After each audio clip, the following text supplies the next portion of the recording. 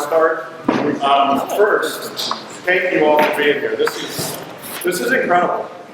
I remember in my first early Trinity coaching days doing this, and we could have used like 3 tapes and had everything. So this is on the parents, the coaches, the boys for getting their peers to come out and play, for playing out so well and putting a really good football team on the field that people want to play. This is incredible. I think Mrs. Chuck, it's close to 100 people, 90 some odd. Yeah, I think we're like 95, 97. I'll take that. Wait, One, we talked about it. Yeah, we talked about it coming in. We wanted to put a football program together at Trinity, and this is the start. At some point, when we're all out of here, we look back. Hopefully, this foundation that everybody here, start to finish, laid for what's going to become a Trinity football. On the field, off the field. This is the off the field stuff. We all know. We all lived it. This was. I don't even know how to explain this year. Between COVID, a late start. I mean, who starts football in July and plays a game in August? That's crazy. But we did. And we made it happen. Those boys over there made it happen. The coaches that are spread out, the team moms, all the assistants made it happen. We started after the first game. I was highly questioning myself for taking this job and thinking, what have I done to this football team? But they responded. They responded in the second half, and then they responded at every practice and every game going forward. Did we win them all out? Of course not. But we played hard every day. They practiced hard every day. And that's something as a coach and a dad, and a lot of us wear both those hats, can be proud of. And as families and parents here, be proud of that. You don't see it every day. You're not at every practice. You're not at all the things we do, the team dinners. But we saw it, and we saw there's not one kid that came on that field on the 12th of July, was our first day, who isn't a better man, a football player too, definitely, but just a better, stronger person, I believe. And I think the other coaches could attest to that. That group grew. They grew as football players, they grew as men. And that's really what this is about. Spiritually, everything else. You know, the season, again, we got kind of on a nice roll, and we weren't sure where we were going. The team was flowing pretty good. Played some teams that really Trinity in the past would have no business playing, like an Alhambra, even Pauly from the Valley, and those types of teams that have 2,000-3,000 kids at their school. And we've got, they asked us, Dr. Engel, 91 boys at our school? Is that correct? 91 boys, and I think we have 33 around here. That's not too bad. That's not too bad. Yeah.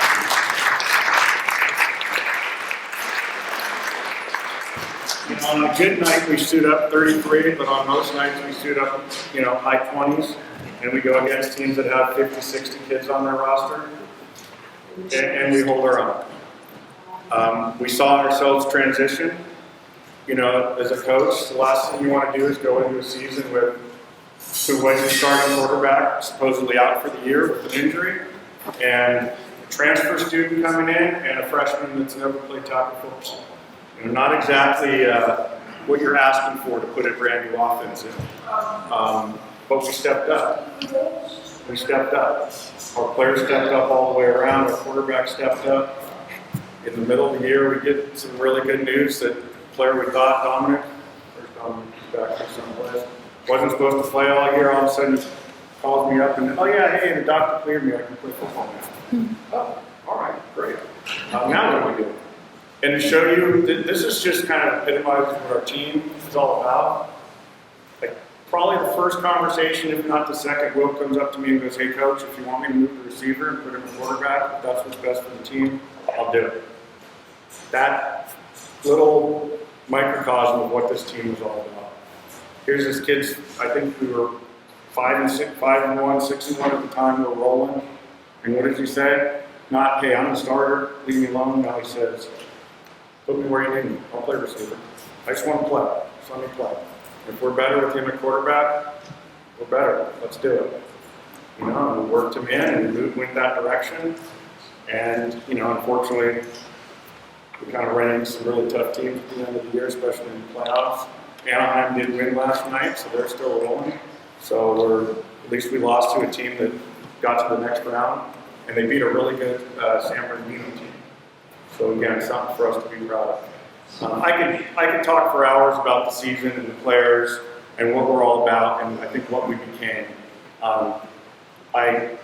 I saw it every day. I hope you saw it in your own sons.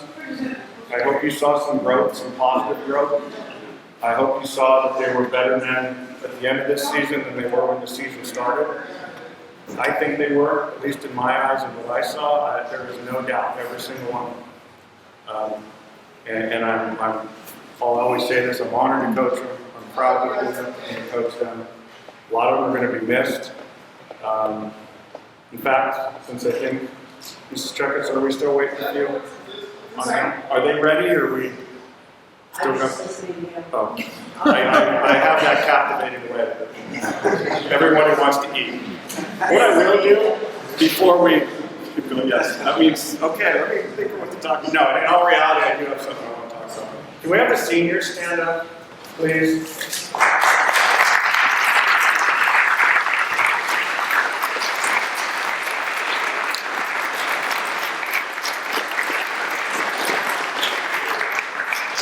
For a minute, I won't embarrass you guys too much, but we don't replace these guys. I said it after our game. I don't know. So, sorry, Steve. No, this was a great group. They will not be replaced. I've had the privilege of coaching some of them since they started here, or at least in 10th grade. And you don't replace people like this, not just as players. That's part of sports, is you have to replace. But these are leaders. These are fine young men. We're losing some captains. We're losing team leaders. We're losing, a lot of our award winners when we get to that point. And they will be missed on and off the field. I can rely on these guys at practice. A lot of them we talked on the side about what's best for the team and what we want to do and our plays and players and how we prepare. And, I'm honored to have been around you guys. I don't even want to think about how we replace you on the football field, but I'm just trying to block that out of my mind because that's going to be really tough, especially a kicker. Never had a kicker.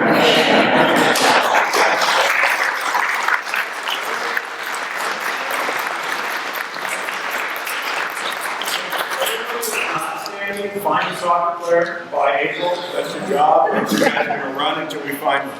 So, find it. Seriously, have a seat. Thanks, you guys.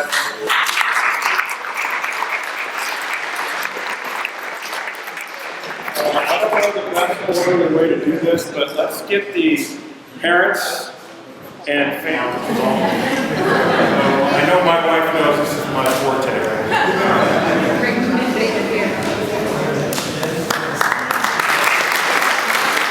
Without all the volunteers here. And we are going to recognize several who did a lot during the year, but I do know it takes, the Trinity whole community to make stuff like this happen, and I appreciate every one of you for everything you did. And specifically, we want to start with No, that's yeah. All right, where are our ball boys? Yep, sorry, Mr. Visconti, you have to stand, Mr. Batman, hop one up. So Chase and Aiden Visconti, who, if you don't know, ball boys are, come on up, Chase, come on up, Aiden. It is not an easy job. Thanks, you guys. Thanks, Chase. Appreciate it. Thanks. All right, our ball boys, great job.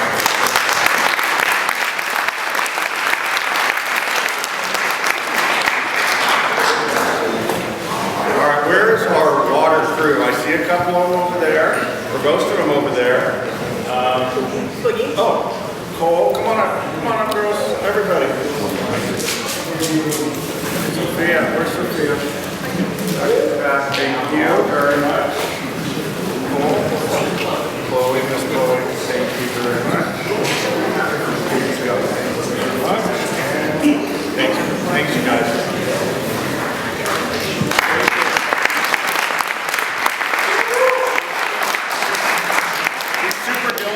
Doing it right now. Mr. Slayer, our video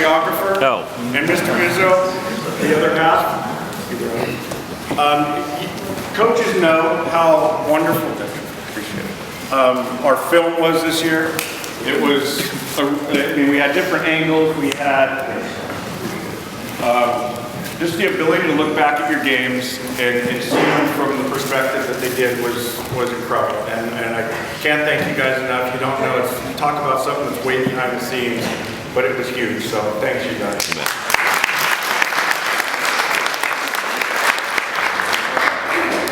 Good.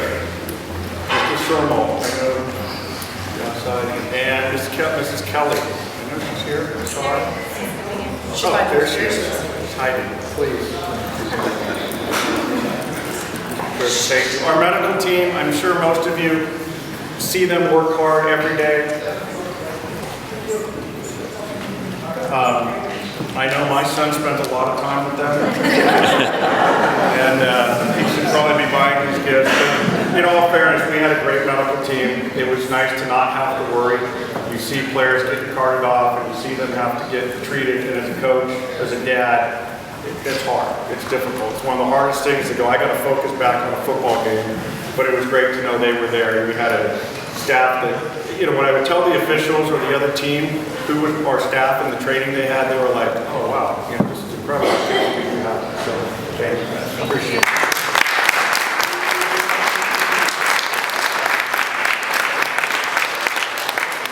And kind of a precursor to next year, that you can't do this job without a really, really good team mom. Mrs. Smith handled that duty last year and graciously asked and offered to help, even though, at the time Dominic was hurt and wasn't sure even if he'd see the football field this year. And I appreciate that offer, appreciate what you did last year. Coming forward, we already have a wonderful volunteer, Mrs. Slay. Please. You after this, you cannot change your mind. Everybody, we got 95.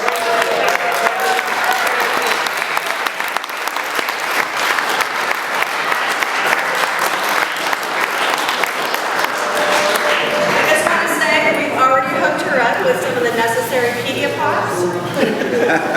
This is stuff for smell good from distances, because our boys, sometimes they come over to you and they're not supposed to. And then we even have some that have a little concoction of electrolytes. And so this is your very first pack.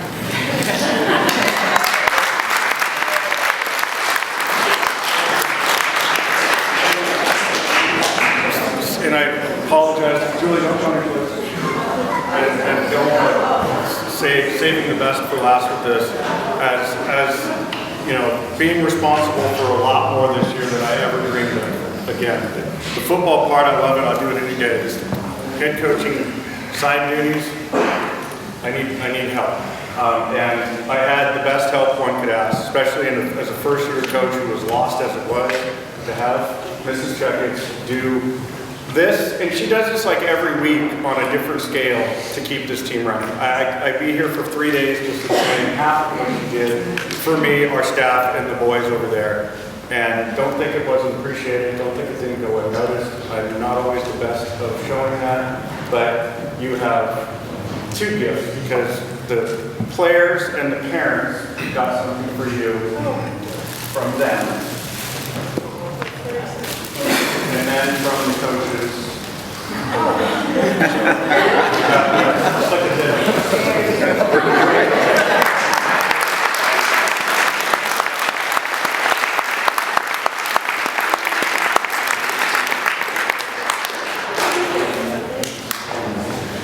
I just want to say thank you so much for giving me this opportunity. I did not realize what football meant. Now that I get it, I kind of wish I had understood a little bit earlier. Aiden, thank you for letting me come do this alongside you. It has been the time of my life, and I thank you for that. Thank you so much.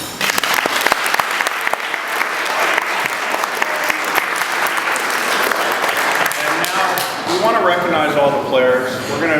We want to talk about everybody and their contribution, and then I'll get into the team awards and all league and stuff like that. But Coach Backman, you want to begin? And I don't know, coaches, why don't all the coaches come up, because the players will come up and you can talk to them and see them. If I can get, and I think everybody knows by now, the coaching staff, which was incredible. Coach Eric Backman.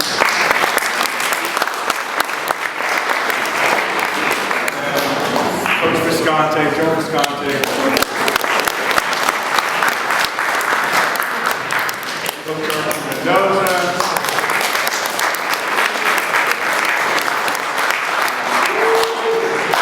Coach Dr. Mr. Engel.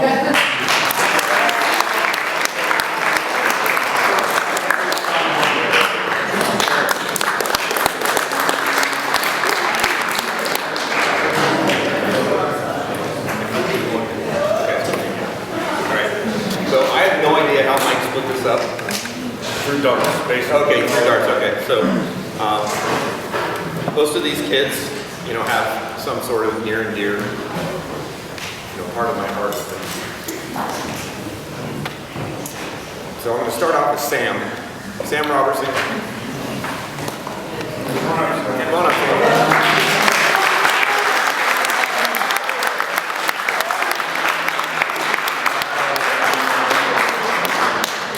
I had to write this down because I knew I was going to screw it up if I didn't, so just bear with me. So Sam is a wonderful young man and walks the walk when it comes to nutrition. This is his first year playing football, and he took to it like a duck on water. He's athletic, he's smart, and he's very approachable. He got his first touchdown this year, and he was pretty excited. But if you were watching it, you never would have guessed that it was his first touchdown. He celebrated with his teammates and handed the ball to the ref like he'd been doing it forever. So he played really well at receiver and corner for a first-year player, and I'm looking forward to seeing what he can do in the next year as he continues to grow in his knowledge of the game and works on his skills as both a defensive back and a receiver.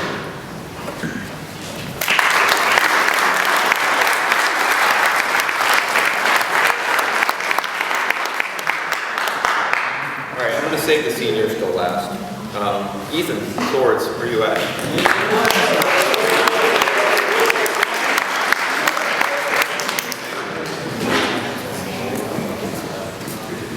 All right, Ethan here is a 3-year player. Said he's made great strides in his maturity this year, which I've noticed. Both as a player and as a young man. He stepped up and has been a very good special teams contributor for us, and he continues to work hard and get better. He uses his speed to pursue the ball carriers on pick coverage. And one of my favorite memories of this year was how excited he got when he got a tackle on kickoff. He ran straight up to me on the sidelines and shouted, "Coach, did you see that hit?" So he was super excited. He was like just about ready to jump out of his shoes. So Ethan hopes to step into a bigger role this next year as a senior, and I can't wait to see how his hard work and his focus pays off.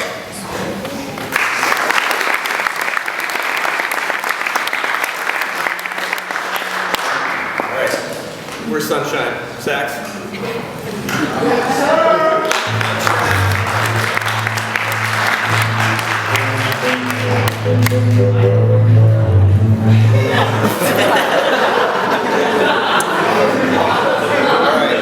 Luke also is a junior and a 3rd-year player.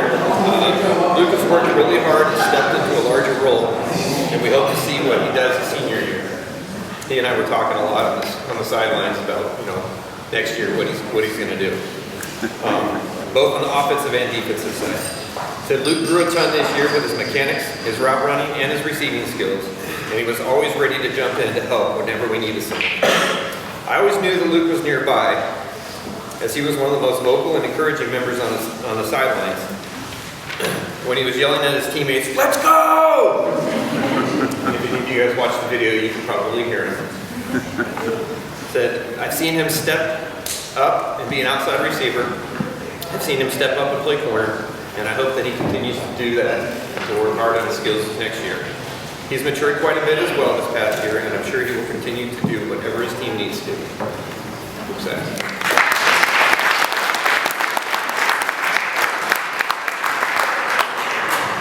I don't know how I got this kid, but Rocco, where are you at?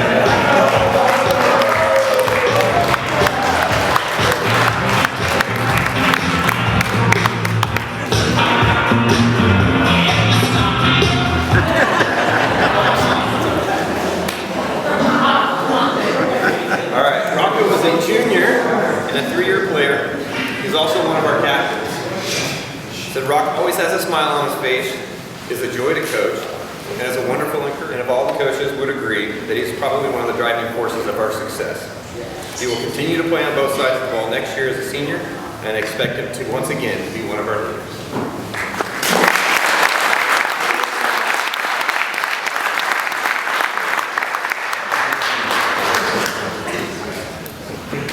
All right, Chad.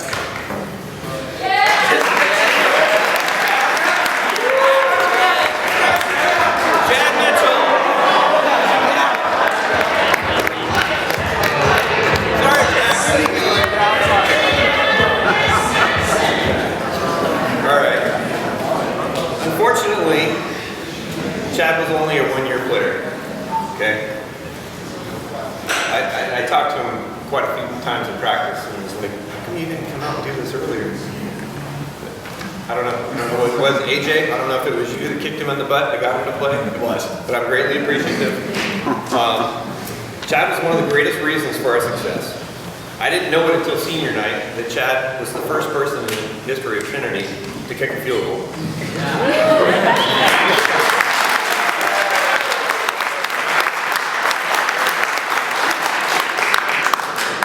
Chad's coachability and his athletic ability made it easy for him to transition from a soccer player to a football kicker and punter. He was able to work hard to learn the nuances of punting and kicking that helped us flip the field position in multiple games throughout the season. His overall joy in Christ shows in his attitude and work ethic. Chad is a wonderful young man and he will be missed. But I see great things in his future as he walks with God in the days ahead. Who knows? He might even be able to walk onto a football team and be a kicker in college.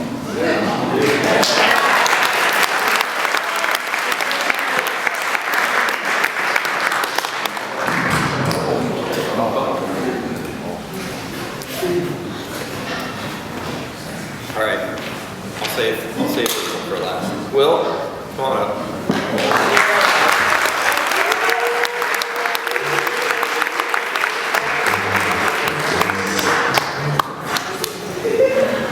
I've had the privilege of knowing this young man his whole life. His dad's one of my pastors, our pastor. He's also a good friend of mine. And it's been a pleasure to be able to be part of this program. Will is an amazing young man of God. Will is a leader in our youth group and our worship band and really stepped up for us as a first-year player at Trinity. But not only that, he stepped into a role as quarterback after we lost Dominic to injury last year. He had played receiver previously at SCCS prior to our COVID year and expressed to me this summer that he wanted to play football his senior year.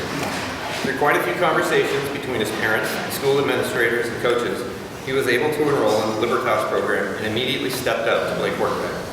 He worked hard over the summer with some of the receivers, Coach P, to learn the new plays and the routes, and also worked with the receivers on chemistry. He played well for us at QB, and then showed his versatility and athletic ability by stepping in to play receiver once Dominic was ready to play and we had lost AJ to injury.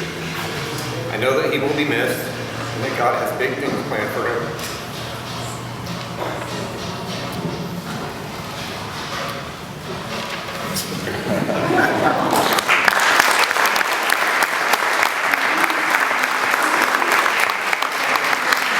I look forward to watching him continue to grow into an amazing man of God.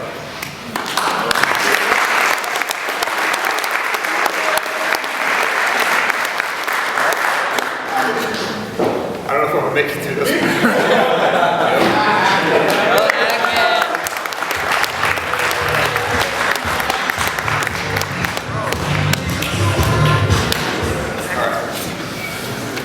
Evan is also one of our seniors, and he will be truly missed after his final season here at Trinity. His encouragement and love for his teammates is evident in his attitude, his work ethic, and his desire to improve.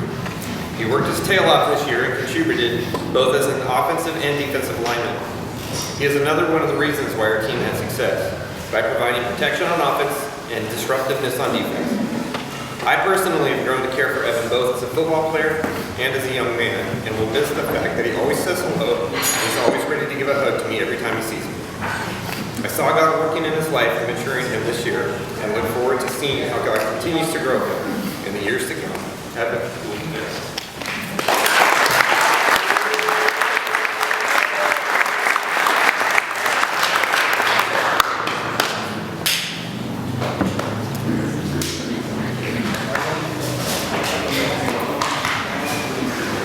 guys all prepared a bunch of crazy notes. I got a cheat sheet.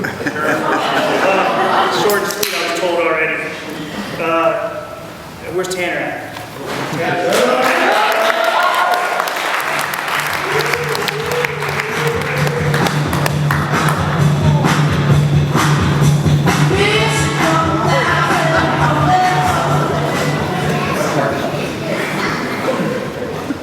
So Tanner's new to the school this year, came aboard, was willing to do a bunch of different stuff for us at the beginning of the year. Had some shoulder issues and just basically said, hey, I want to compete. Put me where I need to play, put me in the right spots, and help me grow. I gave him a nickname this year. It was a good nickname. It was Tanner the Handler Boy. Like, this guy did a lot of different things. Ran the ball, played a heck of a defensive end. It was amazing, right? You really were disruptive. You did a lot of really good, okay? Congratulations.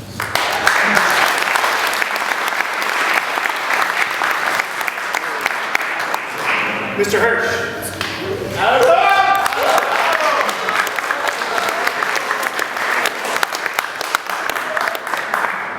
So I've had the pleasure of pretty much coaching you since, I don't even know what grade, fourth grade? So fourth grade. He's been on every flag team I've coached, grown up through Trinity. So it's been an amazing journey to see this young man grow. He's going to be taller and taller than me. It's not that hard, but he's going to be taller than me every day. So this young man put a lot of effort. First year of football, right? First year tackle. Now, everybody first year has a lot of things going on in the brains, trying to figure it all out. And this guy really stepped up and did a really great job. Put forth a lot of effort, and I can't wait to see what happens next year and the years to come.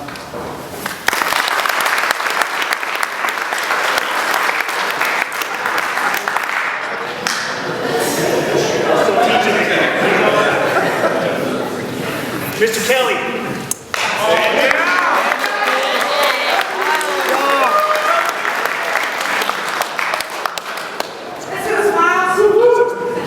This is Miles.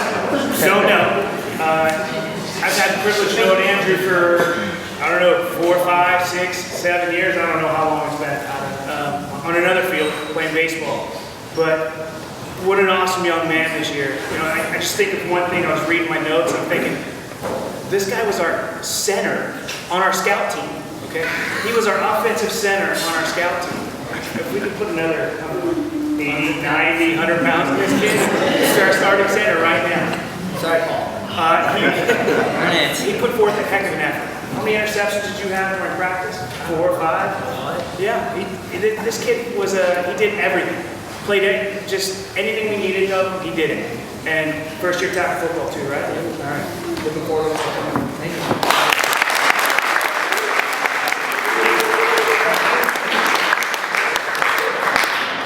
Chase. Oh, yeah.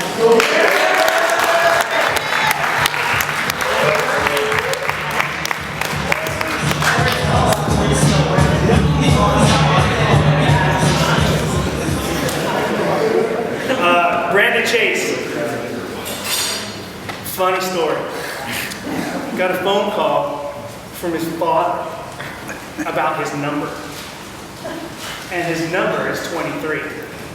We had a long discussion about it, and we laughed. I don't think I'd laughed so hard about the number. Just, it's a funny story. 23 is a number that's been in our family for a while, and we laughed about it from the word go when he came in to play football. This kid right here started off the year not knowing what he was going to do and how he was going to do. But man, what a disruptor by the end of the year. This kid played a great, amazing defense, right? Did what we needed to do. He wanted to stand up, down. He played anywhere we needed him to do. And I can't wait to see next year, because this year was a great job. He did an amazing job. Next year, I just can't wait.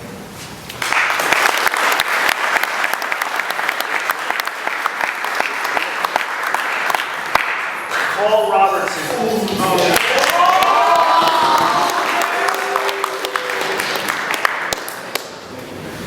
How long have I been coaching you? I think 3rd or 4th grade. 3rd or 4th grade, whatever it is, 7 years. So here's one of the other kids. I guess I've known a few of the younger kids for a while. And This young man has played center pretty much since, I think, the 3rd grade.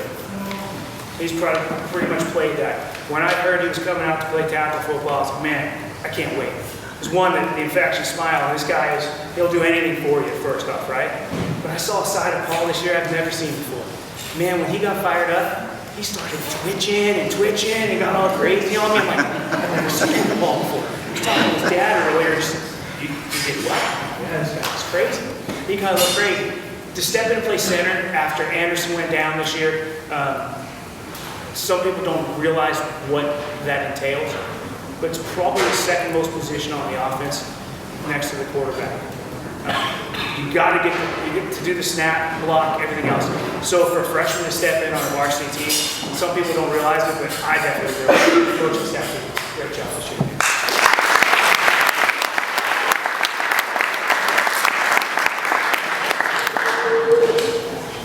Mr. Slade, Jake Slade. This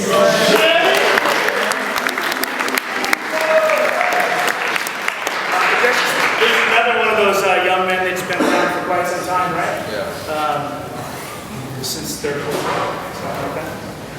So Jake, when he came out this year, man, there was some, I was so excited. I mean, I can't wait to really get him on the field and get moving forward. We had some injuries this year. We're going to push through those. He said he's going to push through those, right? We're going to get through those. And next year, I just can't wait. I can't wait. The idea of having him on my team, I'm extremely excited for it. Okay? Congratulations. Last but not least, John Carlson.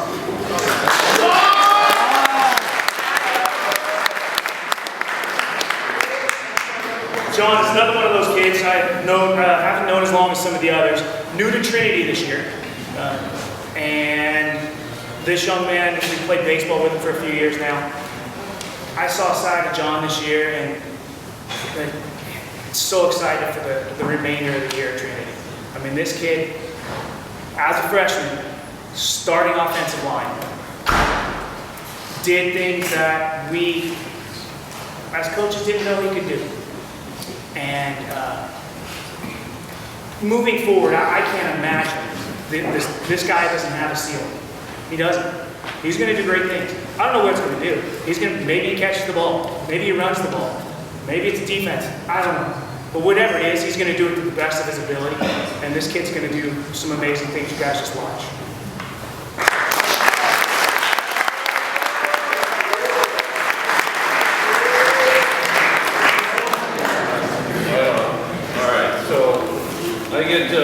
I get six guys to talk about. Before I want to talk about that, I just want to let you guys know, and this was the best year that we've had so far. I've been here coaching here at Trinity for 4 years now. The team that Coach P put together, the coaching staff, everybody was outstanding, by far the best year. I've never seen a coaching staff that has come together like this, that just put everything out there for the boys. This team came together like I've never seen. I've never seen a group of boys that have come together like they have. It was just outstanding. Great job for Coach P.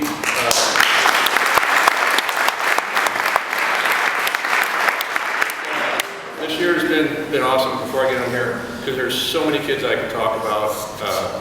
Everybody from Seth, we called him Mr. Magoo, whatever, because he'd always take his glasses off during the game and he couldn't see what he was doing. He had no idea what the ball was, had no idea what he was doing. We had, Will showed up the very first day. He came out to see what's going on. We thought we were back in, remember the Titans, when Sunshine comes out in the field. He's got his necklace on, he's got his gold bracelet. We're going, oh my God, we're in a movie here. It's great, right? Got Jack Spector steps up and takes the lead when he needs to. I got Ethan Sword, finally not afraid of me. He's actually talked to me. We can have a conversation now, instead of him running away from me every time I turn around. I got John and Paul, who I could never figure out until I think this very last game. So it was John Paul and John Paul squared. That's all I just never said. John Paul squared. David Wilson, come running. Cush, I could never remember his name. Always on the field, I'd be, you, whatever your name is, get over here. He knew. Even though he's been on the field for a while. It's great. It was a great season. It was an awesome season. It was probably the best one we've had so far. So with that said, we'll get started. Luca Privateri, come on up.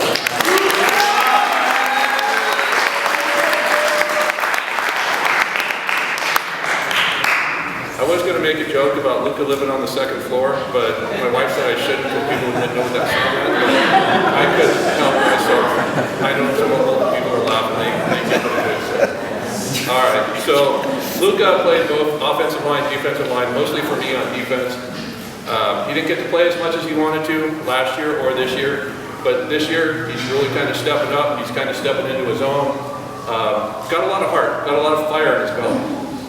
One thing I'm finding out about Luca, a lot of fire in that belly. Get it directed the right way. That's what we're going to work on. Get it directed the right way. Second year playing for us. The other thing I learned, very academic. If you guys want to know about, who would you teach me about? You taught me about Marcus Aurelius. You taught me about Plato. And I think the other one was Socrates. Whole 2-hour practice. He told me all about these guys. Man, I felt dumb before. I really felt dumb after that practice. Being schooled by, what, a 15-year-old on such deep topics. But he's a good player. I hope he comes back. I hope he keeps working. I hope he keeps practicing hard. I know if he comes back again, he's going to make a difference, be a big difference maker. He was starting to become that difference maker for us on defense. So I look forward to you coming back, Luca.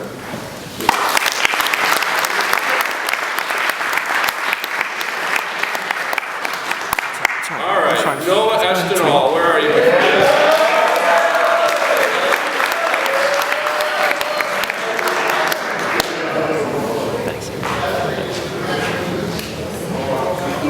All right, so Noah, I thought Noah's brother Jake was a stud.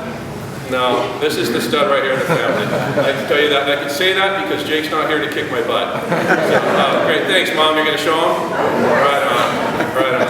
So Noah truly is. He didn't play last year, which is a big disappointment, but he played this year. So glad he came back. On offense, I can't even read my own writing. He had 6 carries for 43 yards. Probably one of our better running backs. Can find the hole, can zip in and out of that traffic. Always get to what we need. He had 5 receptions, 29 yards. Way better hands. Yes, Jake, he had better hands than you. Okay. Defense, 47 total tackles, 4 solos, 43 assists, 1 tackle for loss, 2 interceptions, and a return for 24 yards. He was a difference maker on both sides of the ball. I know if he comes back next year, which he better, he's going to be a big star of this team. I can't wait for it to see what happens. This is Noah's second year playing. Like I said, he didn't play last year.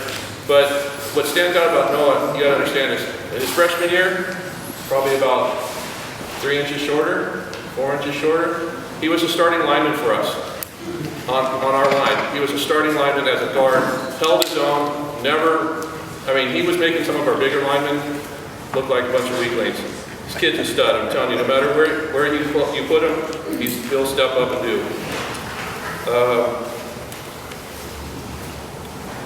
Anyways, that's about it I got for Noah, other than...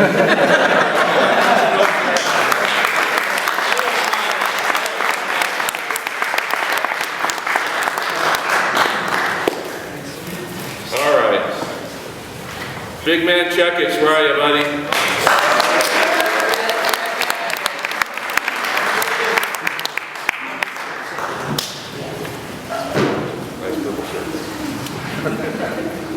All right, so little story about Checkits.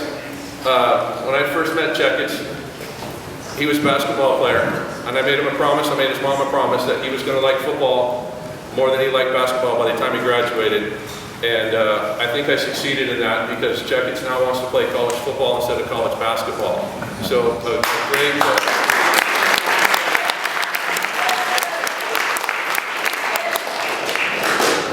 Checkits both sides of the ball, but for me, I don't care about offense. Defense wins games. Checkits had 47 tackles, 7 solo, 40 assists, 3 tackles for loss, and 1 sack. Like I said, he played both sides of the ball for us. Generally never came off the field. Never came off the field. If you pulled him off the field, he actually got kind of torqued. He got really upset. If you pulled him off the field, watch the video, we won't say anything when he threw his helmet because we took him off the field, but that's all right. What? That never happened, right?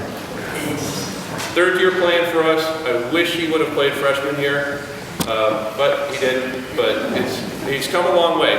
He's come a long way from where he was. I can tell you this, and I think most of the coaching staff will agree. When Checkers first came on this field, very robotic, very robotic. And another thing I'll take credit for is I actually got him dancing on the field. He was actually dancing on the field and cracking jokes. I had a thing, him and Hackett had to tell me jokes every day.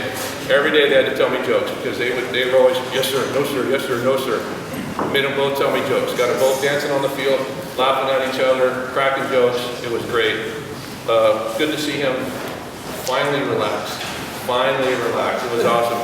And when he relaxed, he played football like there was no tomorrow. It was awesome to watch. It was awesome. I can't wait to see where he's going. I know wherever he plays, I know you will play in college. Wherever you play, you're going to be a stud there. Good luck, Jeff.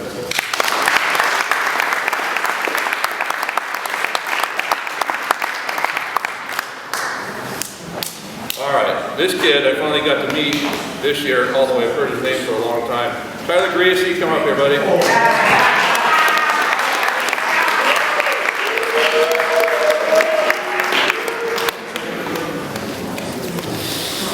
So I would always hear about Tyler this, Tyler that, Tyler this. I'm going to Tyler's house. I want to be adopted by the Griecies. Going to college with Tyler, blah, blah, blah. Finally got to meet Tyler. I wish I would have got to meet him before, because he is a stud on the football field. He's a great athlete. He made the mistake of wanting to play lacrosse. Still couldn't get him to not want to play lacrosse because he wants to go to the University of Maryland and play lacrosse, but that's fine. We'll cut him a little break. Big help this year on defense. First year playing at all, but he has an eye for what needs to get done. Can track that ball, not afraid to hit people. And he didn't even start at the beginning of the year. I think he only played 7 games, if I remember right. That's 7 games. He had 37 tackles, 5 solo, 32 assists, and 1 sack. A little funny story about him and his lacrosse. He wrote a policy paper about wanting to get a lacrosse team, and they turned him down for men's volleyball instead. But that's all right. But he's going to play. Are you going to play men's volleyball? Hopefully. Got it. Like I said, again, he's a great athlete. He's a good football player, very aggressive, got an eye for the ball. I wish him luck because I know he wants to go to University of Maryland to be an aviation engineer. He's going to be great at that. Hopefully you can walk on the lacrosse player because if you're as good at lacrosse as you are football, you're going to be outstanding. Good job.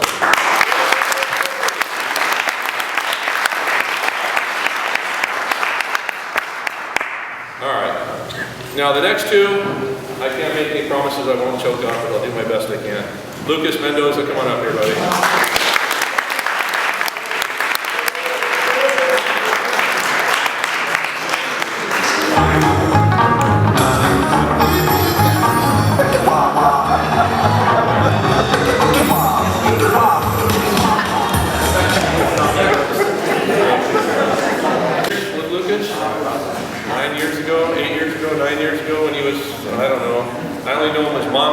Everybody at the youth level had nicknamed his Mongoose, and he was a lineman. And I believe he was the center. And that's where he started. Just wee little kid, great attitude even back then. He just wanted to play football. Didn't care where he played, he just wanted to play.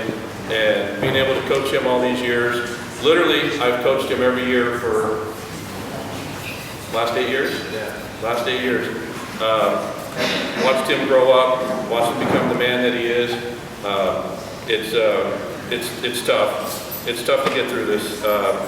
This year, he played hurt, he played injured, he still played, he wouldn't come off the field. Dad would always be on the radio, he's hurt, get him off there. I'd say, you know what, you come down and tell your senior kid that he's not playing football anymore. I'm not doing that. And I wouldn't do it. So, Lucas had 35 receptions, 417 yards for the year. 59 tackles, 19 solo, 40 assists, 1 sack. I know he wants to go off and be a screenwriter. Is that what it is? Work in the film industry. I know he's going to be great at it. He's got good mind. He's a good kid. If I keep going, I'm going to start crying, and I don't want to do that. I can't cry in front of you, so I'm going to stop here.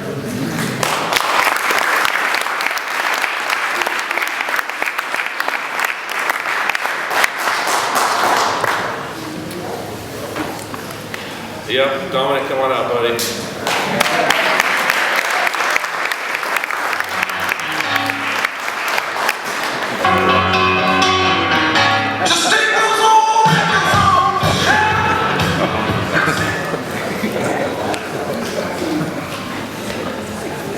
All right. I do, yeah, I do. All right, so this knucklehead right here, known him since he was 6 years old and started playing football. My first year coaching him, AJ, it brings back a lot of memories, a lot of emotions. I promise you, actually, I won't cry, but you can. I'll try not to. So for the longest time, all I wanted really was Dominic and AJ to play football one more time together. They played for a game last year, or I should say this year, last year, whatever that is. It was last season, but it was this year.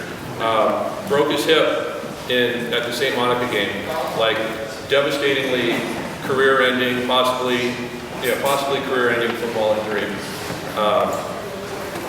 Had surgery. Doctor said, you're not playing for another 9 months, maybe a year before you can come back. Kind of like I said, I wanted him and AJ to play football again just one last time, to be able to coach him one last time. And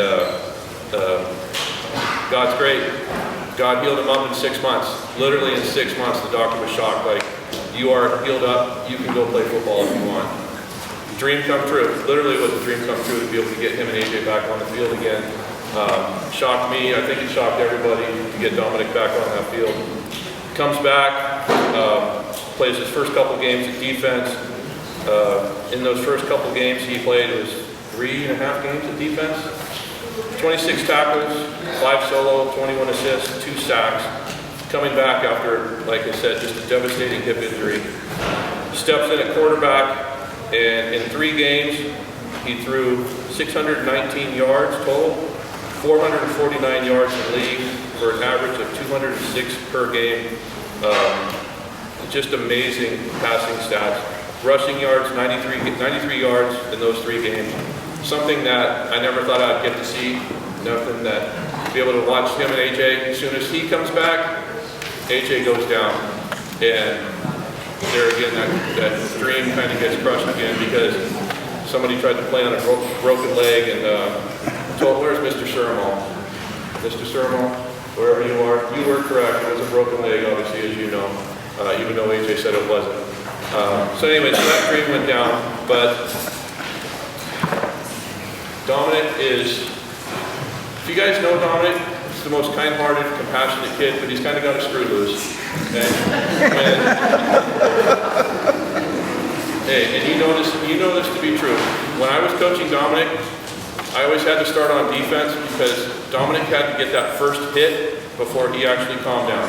He would be a spaz on the field. His mom and dad would agree. He was a spaz on the field until he tackled somebody. Once he tackled somebody and he just hit, it was calm. It was just like everything cleared. And the best story I have of Dominic, and he's gonna laugh, playing 6 years old, 7 years old, and Dominic's running for a touchdown. Running, I mean, he's got clear, like 30 yards, no one around, except for one guy here and one guy over there. Dominic's running right down the middle of them, and all of a sudden Dominic just turns and runs right at the kid and trucks the kid for no reason. Dominic's carrying the ball, and he just trucks the kid and then falls down about 10 yards short of the touchdown because he wanted to hit somebody. That's all he wanted to do. He just wanted to hit somebody. So when I say he's got a little bit of screw loose, on the football field, yeah, he's got a screw loose. Dominic, it's awesome to have you back on the field. You're a great athlete. You're a great addition to this team. You're going to do wonders next year. You're going to have a blast. Enjoy your senior year next year, and I'll be there for you.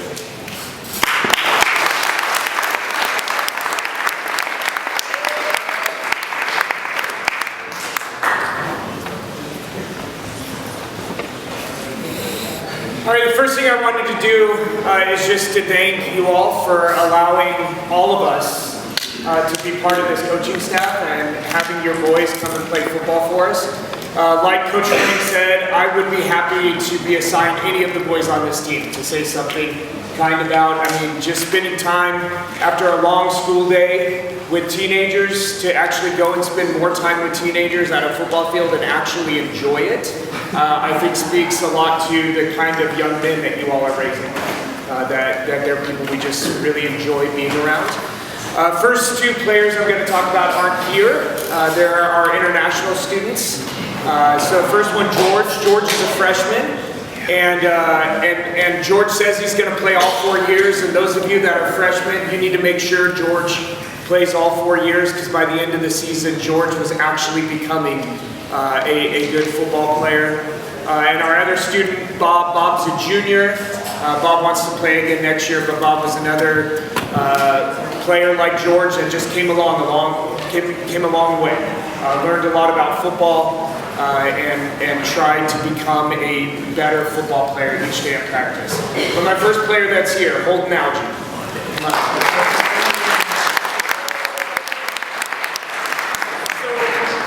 Holden is probably one of the best examples of somebody that is the kind of person you don't mind spending more time with after spending a long day at school with teenagers. Holden is funny. Holden has a great sense of humor and is very quick about it. Keeps people laughing. But Holden has one of the hardest jobs on the team, and that's to be a second string lineman, which means you get beat up all the time at practice, because you're on the scout team and our starting linemen are just beating you up the whole time, and he just keeps that joyful attitude, keeps it light, and works hard. And whenever he got some chance to play in a game, we never had to worry about him working hard and learning. And then when he would come off the field, he'd come to me and we'd have an opportunity to talk about what he could do better. Just always wanted to learn and improve. He's a second-year player with us. I'm really looking forward to his third year, where very likely he will no longer be one of those linemen that just get beat up all the time for no reason, but will be one of the linemen that get beat up so that our team can move the ball down the field. Holden, it's been great to coach you. Glad to see you.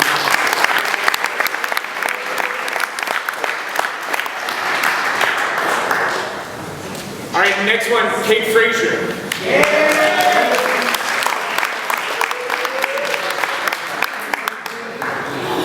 So Kate Frazier, another second-year player for us, a sophomore, but Kate Frazier got to be one of the linemen that was usually beating up the second-team linemen. And the best thing about Kate Frazier as a line coach is if you tell Kate Frazier to do it, he's going to do it until you tell him to stop. So we told Kate Frazier, we said, if you've got somebody coming in and you can't block him standing straight up, dive at his legs. And so he did that on the next play and then just kept doing it until we had to tell him to stop because he was going to hurt one of our players. And so when you have a player like that, that really takes what you encourage him to do and he'll just keep doing it, it's a really great player to coach, so he learns so much. Every game improved. One of our starting linemen held his own, blocking people that far outweighed him, blocking people that have been playing football longer than he has, and just doing so in a way that was fun to watch as a coach. Fun to, I'm sure, watch as a fellow player. I'm really excited about the football player he's becoming, and he's going to continue to become. So thank you, Kate, for playing for us.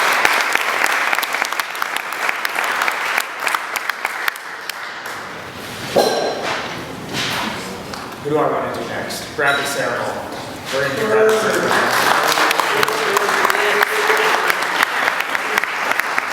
So Bradley Sarah is also a second-year player for us, but Bradley Sarah is a junior, so he's only got 1 year left for us. The thing about Bradley Sarah is you put him on the field, and he's going to play as hard as he possibly can. And he's going to he's going to find that ball and he's going to pursue it. And when Bradley tackles somebody, you always know it's Bradley tackling them. because he tackles them hard and every time tackles them way too high. Way too high, goes for here, makes it really hard on himself, but it looks pretty. So it's hard, it's one of those things where you want to tell him to tackle low, but it looks so good when you tackle somebody high like that, you also kind of want to let it go. And then so we kind of let it go, and then so he ends up tackling Jack and Coach Visconti at the same time in practice. You take Bradley aside and you talk to him and he looks you in the eyes and he says, yes, coach, and he goes and he does what you encourage him to do. And just a great kid to coach, a great football player, a great young man. Yeah, great joy to be around. Thank you, Bradley.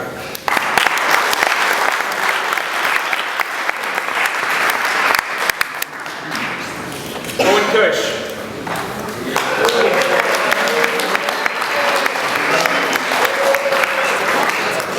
So Owen Kush has just some great things that you want to see in a football player.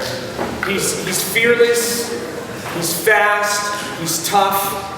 He's the kind of kid that you watch him on a kickoff and on kickoff return and get hit hard and immediately get up and look for another person to block. You know, where a lot of people get hit hard and they'll lay down for a little bit, kind of take a little break. You know, I ended up on my back, maybe it's nap time, but not Owen Kush. Owen Kush, he gets up and he looks for another person to block, another football thing to do. Played probably the widest variety of positions of any of our players this season. Played defensive line, played linebacker, played corner, played safety, played wide receiver, played running back, just all over the field, wherever he needed it. When we needed somebody gets hurt, first person, doesn't matter who it is and what position they play, first person everybody looks for is Owen Kush. Where's Kush? Where's Kush? We need somebody to get in there and play that we're not afraid of what they're going to do. We're not afraid of them making a mistake, because no matter what they do, they're going to do it fast and they're going to do it tough and they're going to do it well. Just a great young man, a great football player, great joy to be around. Yeah, just all around, great young man.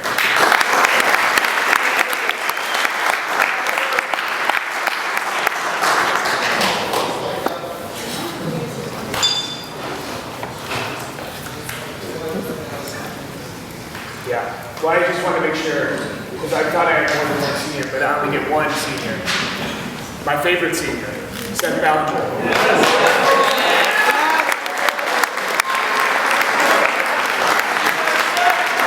What's up? All right. It's okay, seniors. Somebody has to be my favorite. You know? So,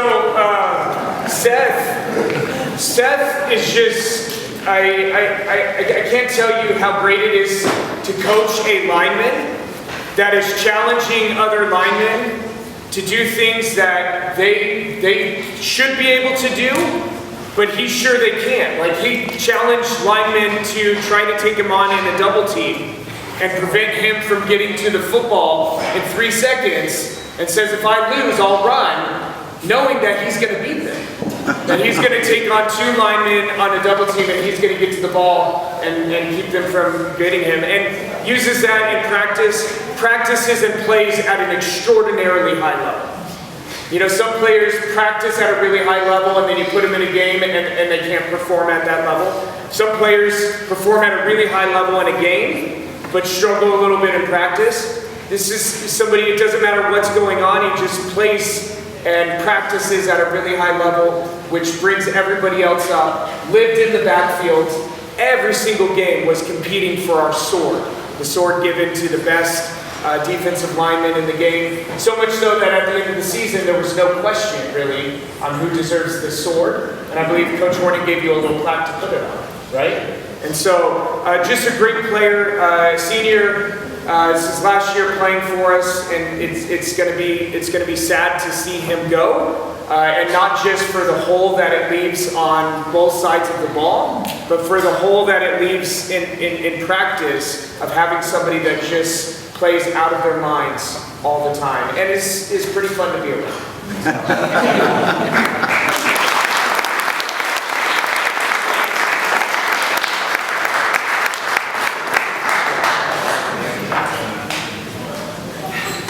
Okay, I'm I'm Coach Mendoza, shameless plug, but I'm not coaching, I'm selling houses.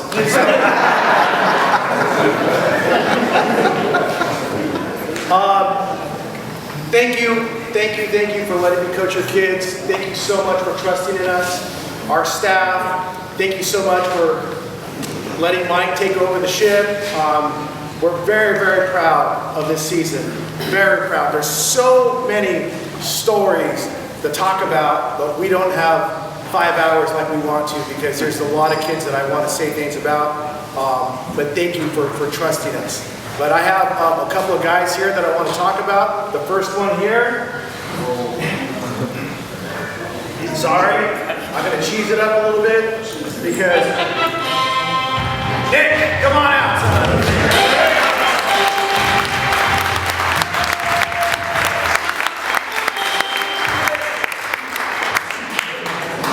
All right. We call this guy, oh, first of all, he's a captain, one of our captains of our team. And we used to call him Ronald Reagan because he would run like Ronald Reagan in football, if you've seen the old films. But I think we're going to call him something else, if you're okay with this. We're going to call him Captain America. and the reason why, because talk about the definition of football. You're going to open up the magazines and see this young man there because he gives everything he has.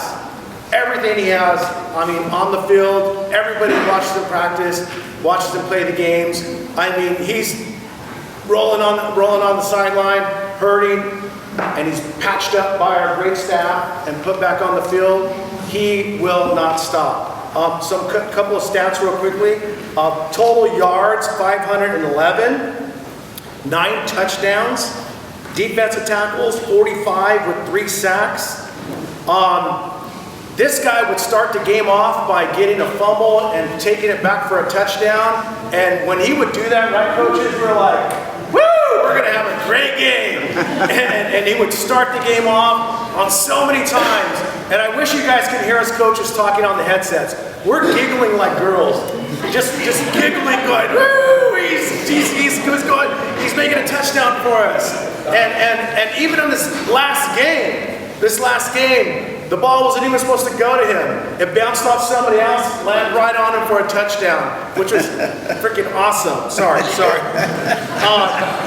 When I think of Nick, I think of, just always in overdrive. The kid has one gear, and that's in 6th gear. He doesn't know when to stop.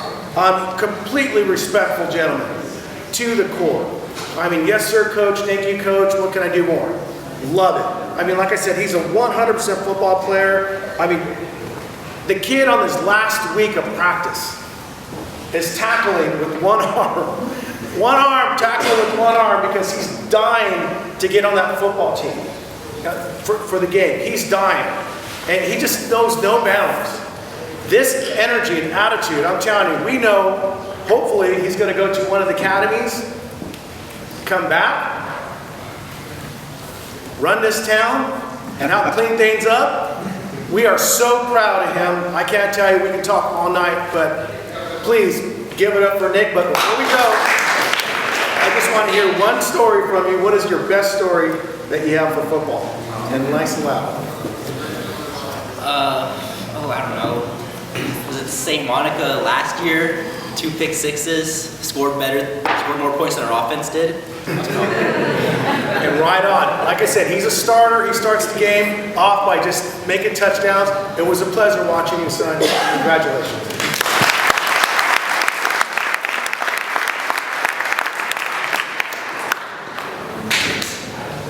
No, Visconti, where you at, son?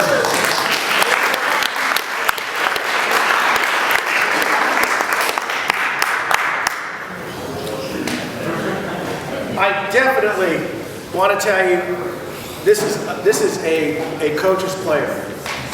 True to the core. I want to go over some stats, and then I want to go over some great things with him. So he played a couple games early in the season and was able to get out, but talk about some incredible stats. And these are stats that he's going to keep forever. A 90% completion rate, right off the bat. Quarterback rating of 168, 2 touchdowns. For a freshman, jumping in and playing Those are incredible stats, and he held just like a king out there. Those are great stats. Please give it up for him. This is our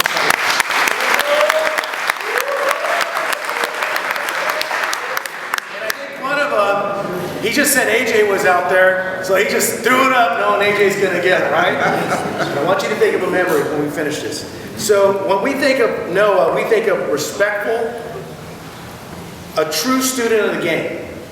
And so what are the practices? Quarterback time is limited during practice. It's limited. So either you're first, second, and if you're third, you're really not getting too much at all.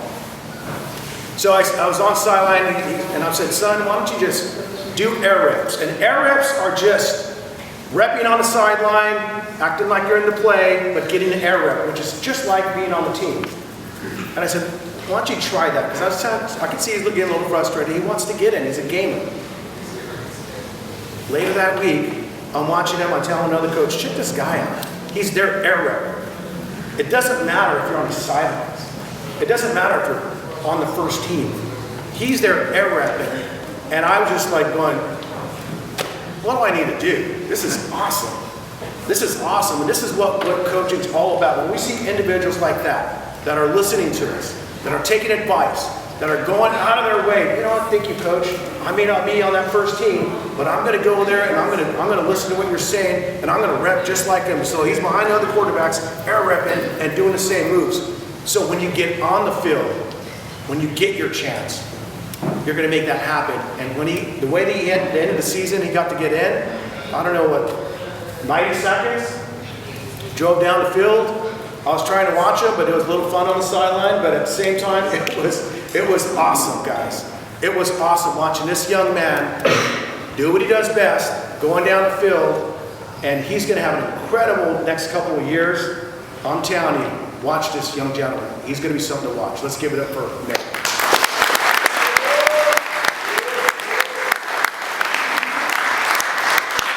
And a quick memory, nice and loud. When Rocco hit the guy at Campbell Hall, we were down by a lot, and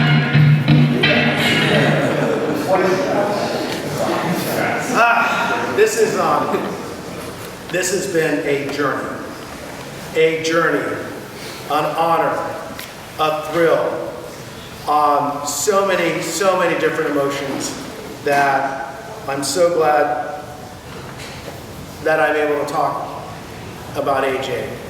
Our journey started years ago.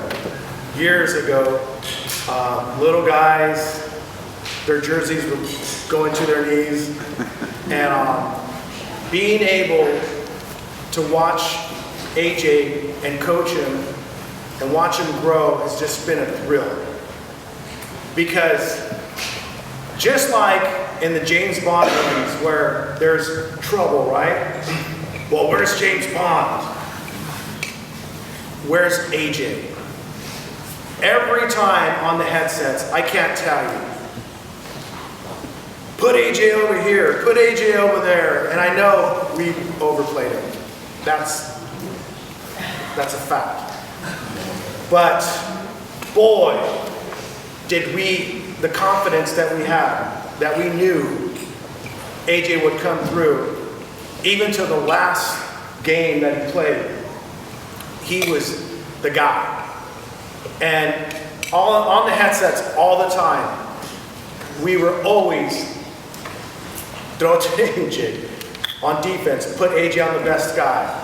I mean, he's that player that we had to know where he was and who's their best guy, or put him in position and just throw the ball to him. And boy, did it work.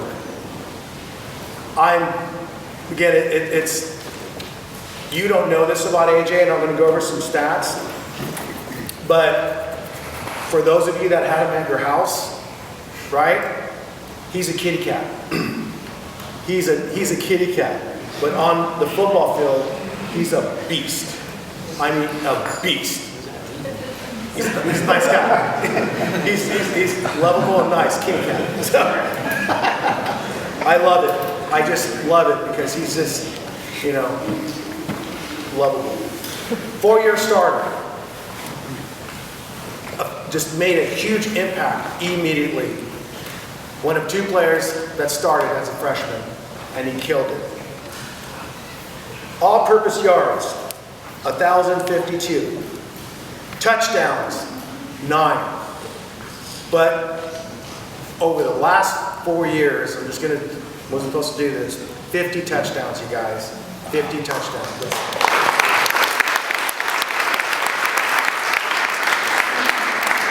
And Dad, how many touchdowns came back because of flags?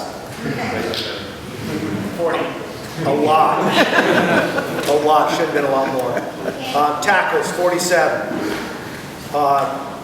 AJ has played quarterback, receiver, punter, kicker, running back. I don't know what else. I mean, he's everywhere. Quarterback, yeah. And I saw a stat this year too. I'm like, when? I don't remember that. But any position AJ wanted to play, he would have killed it. And he did. I've been fortunate to be on his side for a very, very long time. And there's no doubt that he's going to make a huge impact next year when he plays in college. But after his football season, his career's over, I really believe, because he's an expert on the field right now, and he knows more than us coaches, right? I think that's fair to say, right? So it's kind of hard coaching somebody that knows more than you. So we just have to do, keep trying hard, this and that. His skill set is past this. And so he was hurt. And he was on the headset with me. And the way he was breaking down the plays and how to attack the other team was just spinning. My brain was spinning. It was spinning. And I didn't get to tell you how impressed I was. And he was spinning so much onto these guys that we were just going, oh my God, this guy's going to be, when he's ready, a fantastic coach. And I've been saying, when you're done with your ride, you should really think about coaching, because you can break things down like nobody's business. Trinity's going to have some big shoes to fill. I don't think there's going to be another AJ coming around for a long time. But we're going to miss those catches. We're going to miss that fire. We're going to miss it a lot. We're already missing it. And thank you, AJ, for bringing it. Thank you for your passion, because we can all agree you have passion for football, and Trinity's going to miss that. But you broke, I haven't looked at the records, I can guarantee you broke a lot of records. Thank you for being you, thank you for being a fiery, and thank you for playing football, son. But thank you for letting me coach you.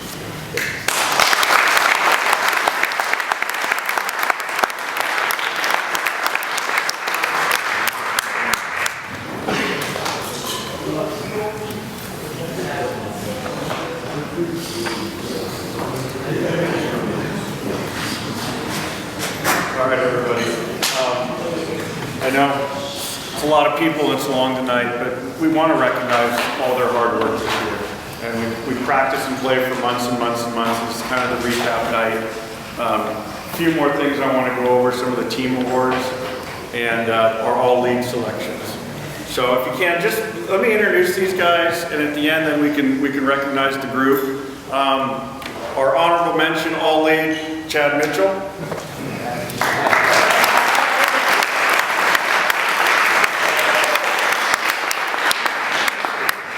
We can clap if we want. Now, let me introduce our whole second team.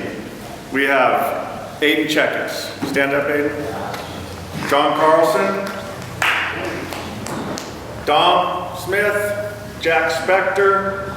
And Seth Bellinger. This is our second team all league.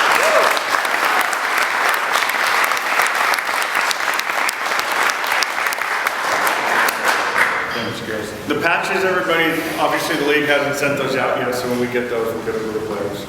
And our first team group. This one, This was an easy one. Leader in almost all of our defensive statistics, Rocco Izzo.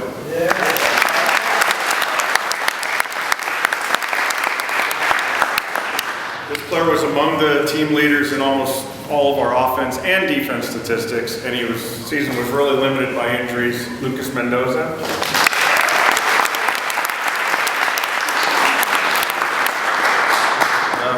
He was our quarterback, but a leader in nearly all the offensive statistics again. Will Jackson.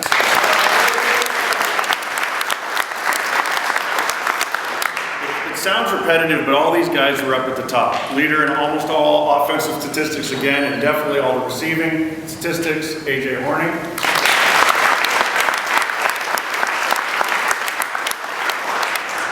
And then a leader in a lot of the defensive scoring and top 2 or 3 in many of the O&D stats, Nick Turner.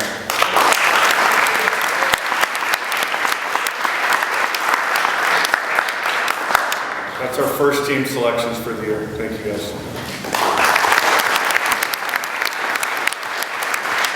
And now, we'll go kind of in order here. And for this, I'd like to call you guys up because we do have some trophies for them. And I feel like Joe Biden up here, but the supply chain really limited our opportunities here. But we were able to get some stuff together that's actually appropriate for their awards, and it's an honor to recognize these guys. This was really hard. I know as the head coach, and then for all of our coaches, we had so many good players and so many deserving of awards for the different things they did. Yeah, we had some real superstars on this team, but we had a lot of really, really good players that contributed to everything we did. And this was tough. Probably one of the toughest things. I hate sometimes signaling a group out when I know football is a team sport, and none of these guys would win these awards or would have these stats if it wasn't for everybody else out there. From the center getting the snap. If the snap doesn't go, nothing goes. To the line, to everybody else. I would tell our linemen when they came off the field after some touchdowns that this is their touchdown. Because if they didn't block and do those things, AJ doesn't score, Will doesn't score, Lucas, those guys never would get in the end zone. It's an honor to give these guys these awards, and they're absolutely deserved. But behind each one of these is a group of players who helped them get these awards, whose blocking or receiving or whatever it was earned these for these guys. It's an honor to be able to recognize them. The first one, our freshman of the year, John Carlson.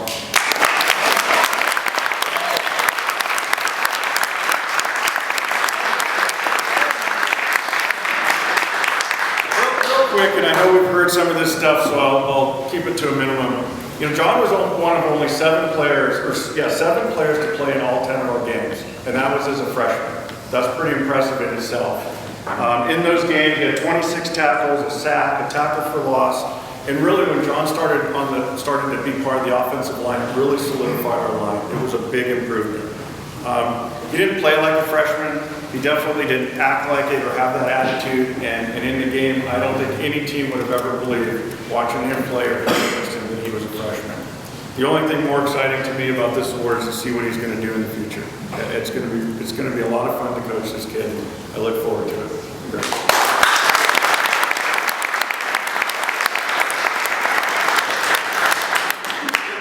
One of my favorite awards because it's not just stat driven, it's so much bigger and so much more than that. This year's Coaches Award goes to Lucas Mendoza.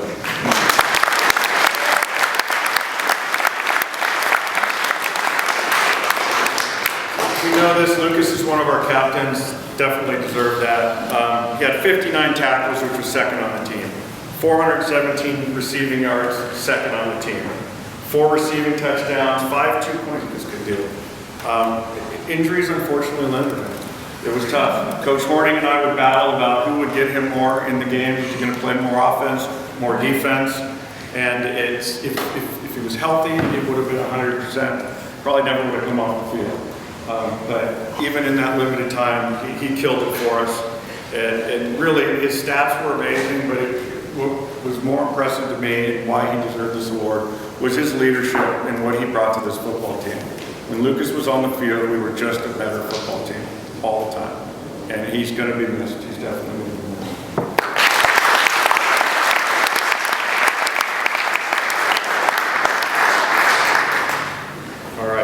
one is our lineman of the year. That goes to Aiden Jennings.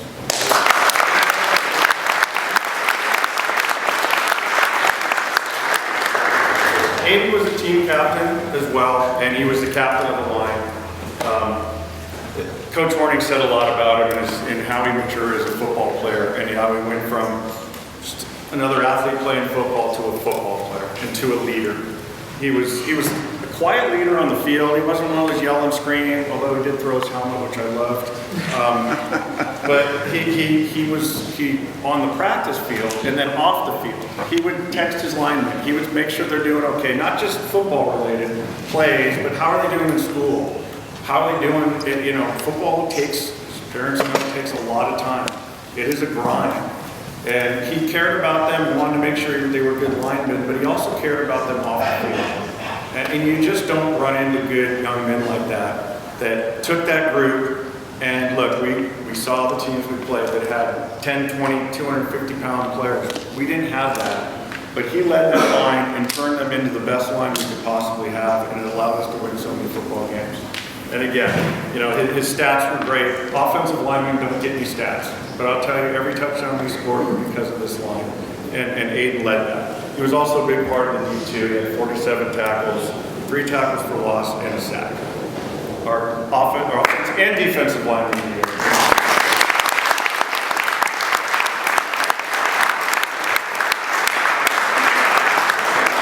This one actually might have been the easiest award to give out, in all reality. It was the Defensive Player of the Year, Rocco Israel. It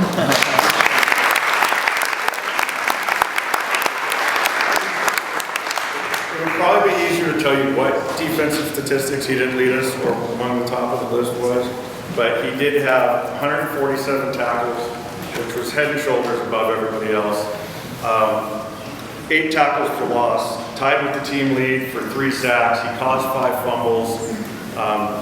When I did the stats, it was like pretty much every play. Oh, Rocco was in that one. Rocco was in that one. And it just, again, kind of the heart and soul of the defense. And the guy that just, when Rocco was on and Rocco was playing, we were just a better football team. And, you know, I remember when he first started and talking to his family. He's a baseball player. He doesn't play football. He doesn't know football. Well, he's proved us wrong. I'll take any baseball player that can play football like this. And it really just, as I said, these awards are difficult, and this one was easy. And that's not a shot on the rest of our D, but Rocco really just led this team. And again, it's an honor to call him our Defensive Player of the Year.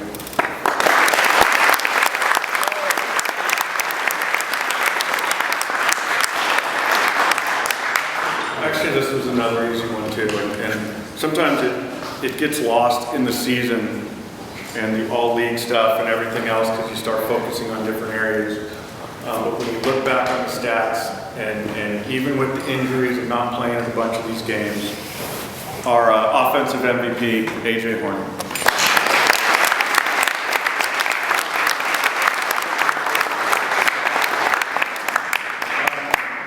You know, at the beginning of the year, I knew we could just engrave the trophy now or engrave the MVP trophy.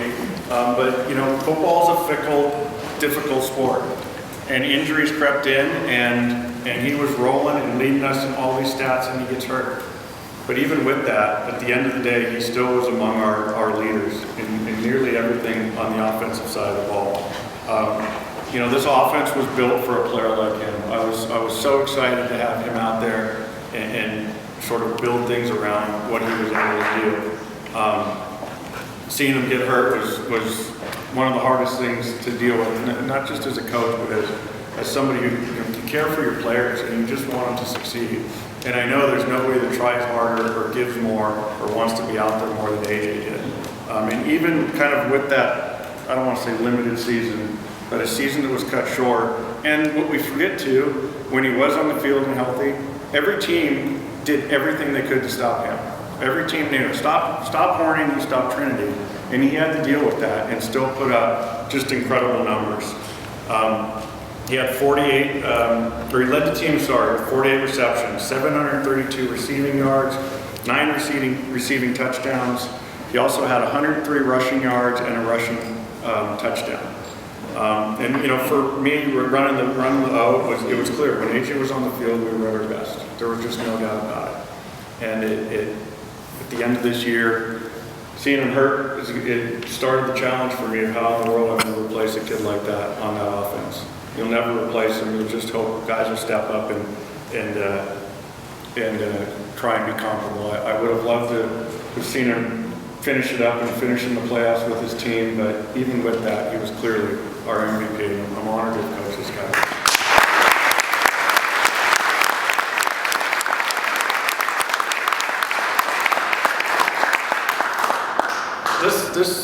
This award is another interesting one for us, and it's never easy to find one player that's your team MVP when you're a team like this, because we were a team. We won and lost as a team. When we lost, we all lost. When we won, we all won. But at the end of the day, we made these selections, and this is a clear choice again. Our team MVP is Will Jackson.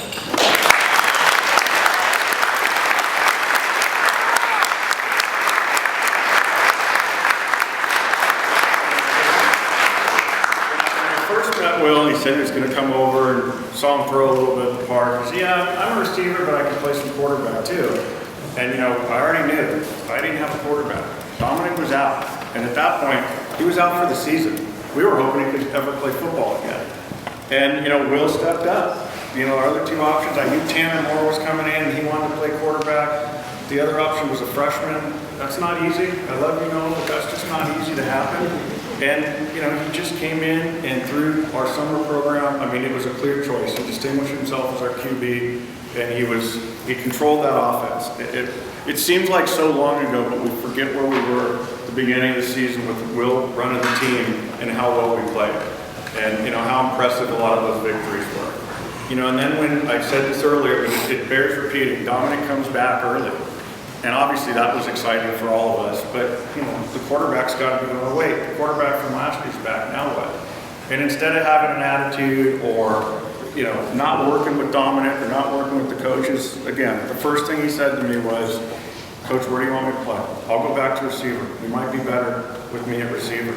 And then when AJ went down, it was clear we needed another receiver. We need targets to throw to. And Will stepped up. His stats were extremely impressive when you look at all of them. It's kind of an interesting one because when he was quarterback, he was killing it and had a great year. Then he goes to receiver and kills it out there, and did a great job. I won't say replacing AJ, but kind of filling in as one of the #1 receivers with Lucas. And you know, I joked with him. I said, "You're just doing this because you want to pad your stats, and now you want receiver stats and not just quarterback stats." It was all right. Real quick to go through that, he led the team with 1,330 passing yards, led the team with 9 passing touchdowns. He also rushed the ball 43 times for 232 yards and 9 rushing touchdowns.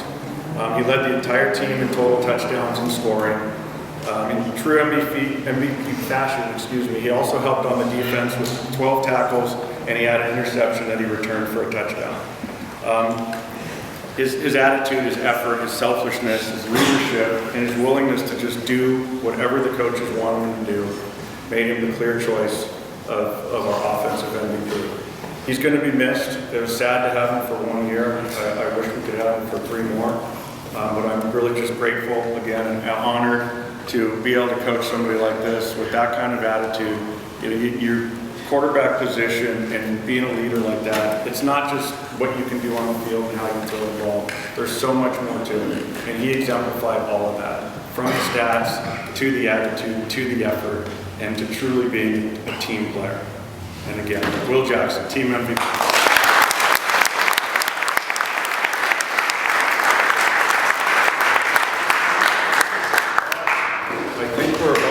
Wrap this up. I think the boys might have something. I want to say thank you to all the coaches. I have a pleasure of doing it.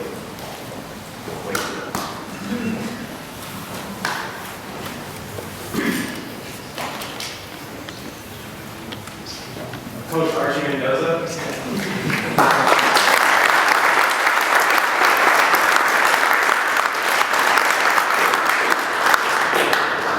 Dr. Coach Engel.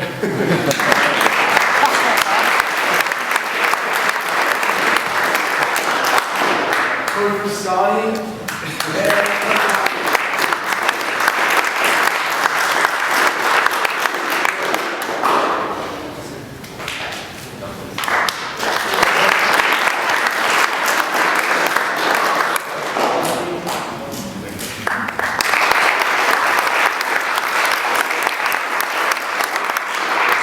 Incredible coaching staff. I know you guys have heard of everything on that one.